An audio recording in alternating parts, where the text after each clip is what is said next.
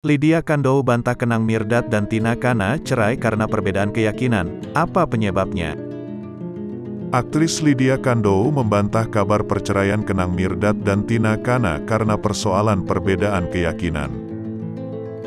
Menurut Lydia Kandou, perceraian Kenang Mirdad dan Tina Kana disebabkan karena faktor lain dan bukan soal keyakinan. Dari awal pacaran, sampai mereka menikah pada 12 tahun lalu dan sampai sekarang, keyakinan Kenang nggak berubah. Tina tahu kok, kata Lydia Kandou, Sabtu, tanggal 22 Januari tahun 2022. Aktris lawas justru mempertanyakan alasan perceraian Kenang Mirdad dan Tina Kana karena perbedaan keyakinan. Kenapa baru sekarang, setelah 12 tahun menikah baru bercerai, ucap Lydia Kandou. Alasan perceraian Kenang Mirdad dan Tina Kana, sebut Lydia Kandou, hanya diketahui keluarga dan tidak akan diungkap ke publik.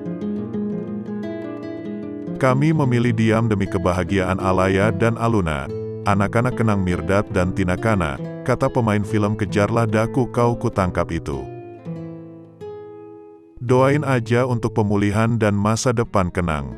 Harapan kami selalu yang terbaik, ucap Lydia Kandou.